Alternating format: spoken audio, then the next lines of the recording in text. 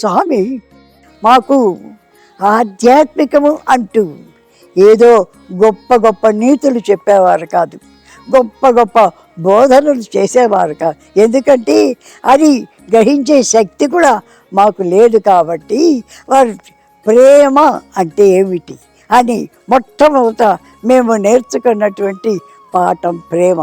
స్వామి బీదలను, సాధలను, గొప్పవారిని, శ్రీమంత అందరినీ ఒకే రీతిగా చూస్తూ ఉంటే ఇది ఎలా సాధ్యం అని మేము ఆశ్చర్యపోయేవారు. ఒకసారి ఏమైంది, ఈ యొక్క ఆధ్యాత్మిక తత్వాన్ని మాకు చూపించడానికని ఒకసారి స్వామితో కూర్చొని మేమందరం మాట్లాడుతూ ఉంటే స్వామి గబగబా లేచి బయటికి వెళ్ళిపోయారు. ఎందుకు అని మేము బయటికి వెళ్ళాం.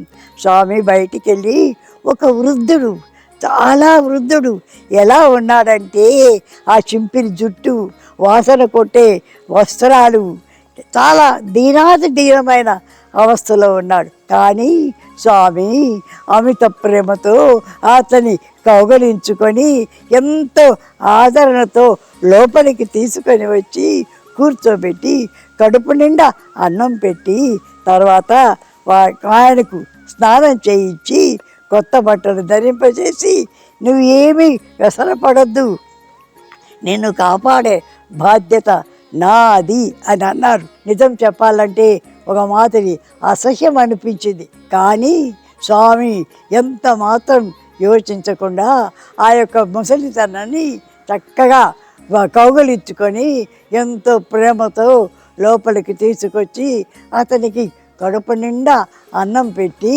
తానే ముఖం తుడిచి చేతులు కడిగి చూస్తుంటే మేము నిజంగా ఆశ్చర్యపోయాం. స్వామి ఇది మీ ఒక్కరికే సరి, ఈ ప్రేమ అన్నది మీ ఒక్కరికే తప్ప మాకు అసలు పట్టుపడదు అంటూ స్వామిని ఎంతో ఆనందించాం.